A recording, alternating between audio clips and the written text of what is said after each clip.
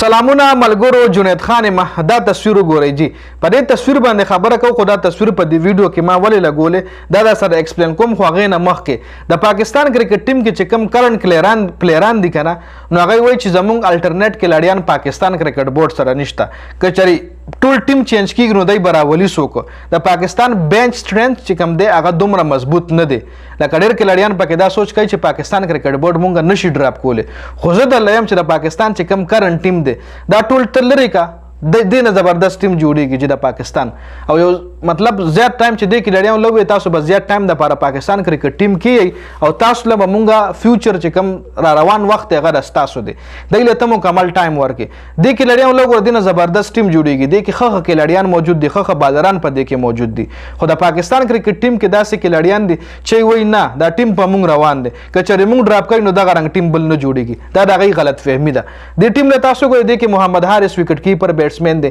د میډل اډر او فینیشر چې کوم دی هغه آصف علي دی بل میډل اډر بیټسمن چې د مینس کې تاسو لکه مخکاری دا زبردست کلاډي د نومي زماره ذهن نه وته چې چاله ورځي کمنټ کیو وای پاکستان نه طرف یې لډي خ گیمونه کړي په میډل اډر کې زبردست بیټینګ کوي جی وسیم جونیئر فاست بالر شو در سره بیا وسره سپینر کې ابرار احمد د پګوډ باندې دا صرف لس کلاډیان دي جی د یو کلاډي کم دغه پکې هم تاسو د خپل خوخه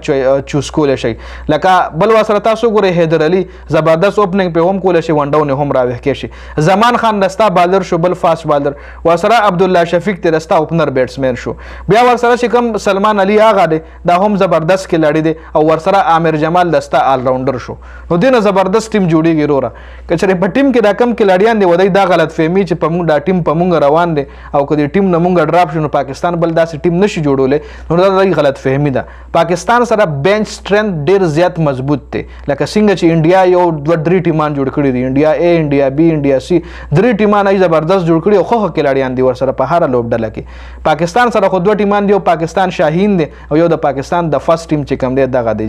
نو دغه فرست ټیم کچری دی په سوچ دا وی چې دا ټیم په مونږ روان دی او کچری مونږ ډراپ کیږو نو پاکستان کرکټ بورډ سره زموږ په ځای نور کلاډیان نشته نو دا دغه غلط فهمي ده د ټیم کې تاسو سره هر کیټګري والا کلاډي موجود دی د ټیم کې تاسو سره هر کیلیبر والا کلاډي موجود دی د کې تاسو سره هر هیټر بیټسمن شته فینیشر د سره شته په میډل اډر کې د سره بیټسمنان خو زبردست سلمان علي آغا دی عبدالله شفیق ته